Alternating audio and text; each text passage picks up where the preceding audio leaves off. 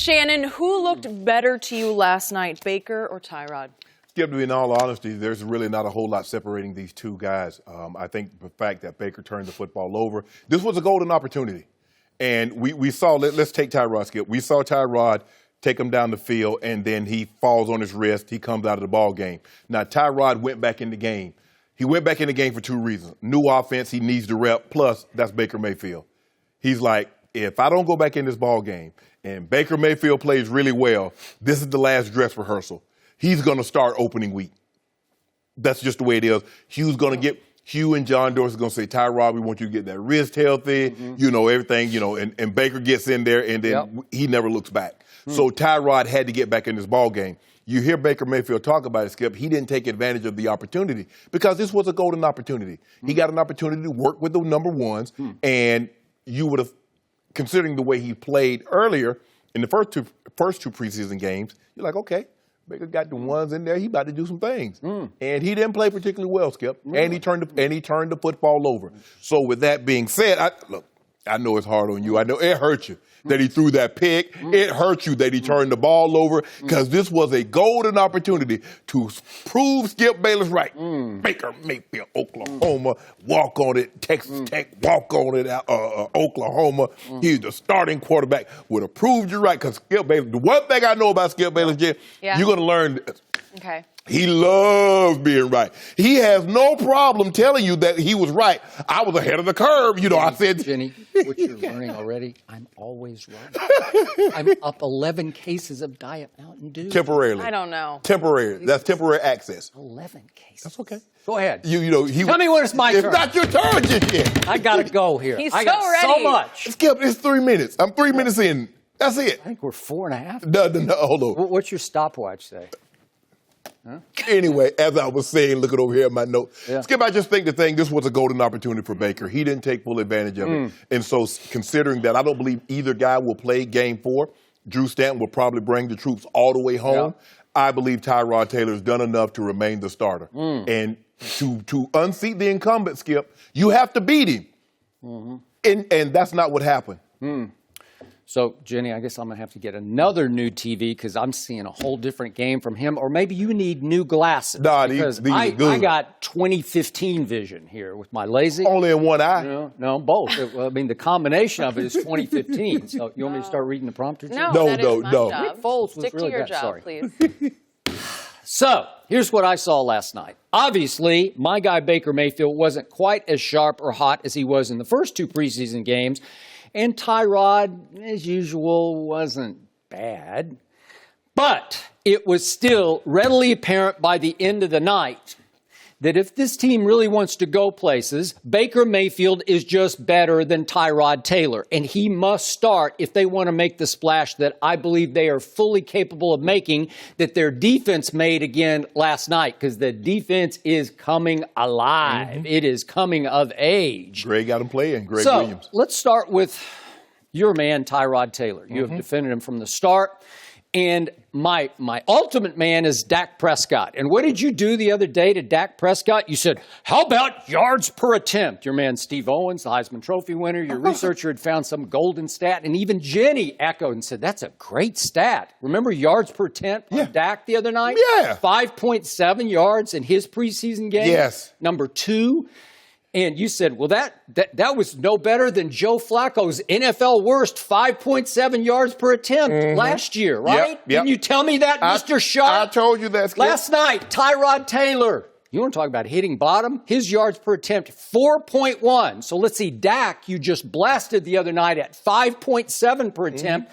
Last night, Tyrod, or is it Dink and Dunkrod Taylor? Maybe that's what we should call him. 4.1 yards per attempt? Are you kidding me? How do you defend that, Mr. Sharpe? You don't defend it. Oh, thank you very much. So he also got a break in a way because, number one, I did admire the guts because he sucked it up, high pain threshold. And to your point, he said, I just got to get back in there. Exactly. He wanted to show the coaches that he would play through the pain. And yet the x-rays were, they said, negative. So nothing apparently was broken that they could see right away. They said they will monitor today. But he did suck it up and he came back in. But what had just happened that we lost focus on? Tyrod Taylor's offense had 1st and goal at the 1. 1st and goal at the 1. And he threw one pass to Jarvis Landry, incomplete, and he threw another one to little Damian Ratley out of Texas A&M, incomplete. And then on 3rd and goal, he went to Jarvis Landry again, incomplete. And on 4th and goal, he scrambled left, and tried to throw it to Jarvis Landry, incomplete. And then unfortunately fell on his left wrist, and it looked bad. It looked like the wrist rolled completely. Can we get one run? Okay. What about two runs? I knew you were going to go play calls, but they put the ball in Tyrod Taylor's hand. Stop it. 4 straight times. They went Russell Wilson in the Super Bowl. They went to Tyrod. Yeah, exactly. Really? Tyrod 4 times, and they couldn't get a yard? Baker Mayfield makes one of those plays in his sleep.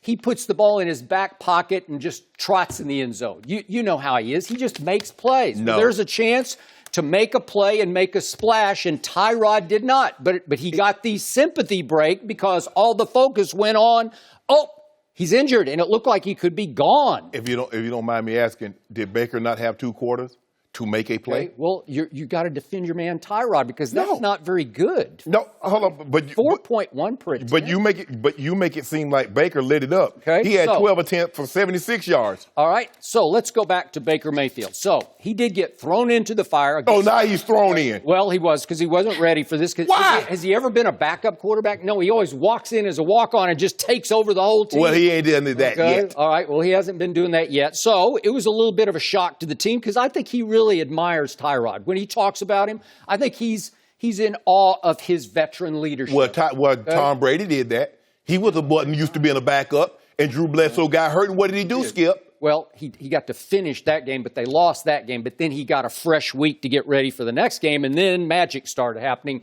and history happened. Well, maybe magic could happen for Baker. All right, so Baker comes in. And let's talk about that first series that Baker Mayfield is in because the Eagles' defense was flying last night, too, and it's got something to prove. And it is, I must admit, as a Dallas Cowboy fan, it is flat out loaded. Now they got Jordan Hicks back. I'm like, my God. And they got Michael Bennett flying inside. So what happens? It gets to 3rd and 9 from the Cleveland 35. And what did Baker Mayfield do? He pulls off the throw of the night on the deep out to Rashard Higgins. It was a nice throw. Hey, very good throw. throw. Not good. See, this is Great just deep out. That's just beyond Tyrod. Stop it, Skip, baby. You know good well he can make that throw. That's a whip of a throw. That's a routine throw. Yeah, routine throw. You know what? That's a big-time pro football throw. That's what that is. And by the way, look at this. Michael Bennett hits him up under the chin. Should that not have been 15 yards? No. That was a shot to the jaw. Yeah, you're laughing saying that. Good tackle. You know what? That's 15, and it also shows you he can flat get up. He's going to take the hit and get right back up. So then a little later, we get to there it is again. Oh, what a throw that was. I could watch that all day. Just keep playing it? Yeah, we just play it the whole show, and our ratings would be through the roof. Take it off. Because everybody's on. Take it off, Healy. So then we get to the second half, and right away, this is with the 2s and 3s that he's playing with, but it gets to 3rd and 4. It's another 3rd down from the 33. And you want to talk about a fastball strike that he throws to C.J. Board, another undrafted kid from Chattanooga. It's just a strike. It's like, that's an easy throw. Oh, it's not an easy throw. It is. You don't think there's mustard on that? No. Oh, yes, you do. A 3-step slant route on the inside. All right. So then the next drive, we get to 3rd and 7 from the 10-yard line. This is from your 10. So you're backed up, and all of a sudden he drops back and throws another rocket to Derek Willis for 19 yards. Whoosh. That's a shot now. That's a pro football throw. No, that's the better throw. That's the better throw. Okay. On the circus route, deep out.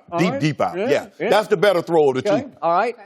So, but that first one, it was nice, but that was the better throw right there. But okay, so I just gave you 3 third down throws. Yes. These are 3rd down throws that he's on the money. So then he drives them a good distance in the final possession. And it gets to 3rd down again, 3rd and 4, and you know what happened? What happened? He's got pressure up in his face, and he tries something that in this league you cannot try. You can't just say, you can't get away with that one. But you told me he takes care of the ball. Yeah, he does take care of the ball because, by the way, at Oklahoma, starting for 3 straight years, these are his totals of interceptions, 7, 8, and last year 6. Yeah. He was 43 touchdowns to 6 interceptions last year. I told you he is a careful risk taker. But he's got some growing pains. They all do. Okay. I'm not saying he's instant Tom Brady. I'm saying Peyton Manning, as a rookie starter, led the league in interceptions. He did. Am I right? So it's going to happen occasionally, and I'm glad he got that one out of his system. He also took another shot, and then he hit his head on his own guy, and he got rocked pretty good. And they took him in the tent, and the next thing I know, he's standing up with the clipboard under his arm. So he's showing him again, he can take the punishment. Well, here's the thing, Skip. When you look at it, they got 4 turnovers, and they only scored 3 points. So nobody was clearly effective because you look at it. Two of the points they got on the safety. They had 4. I mean, come on, Skip, really? So you're proud of that?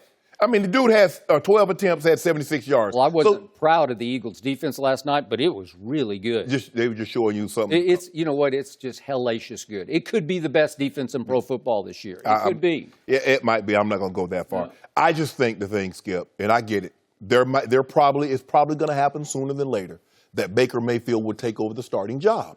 But I just believe Pittsburgh, opening day, and the dog pound, Tyrod Taylor has done nothing to lose this job.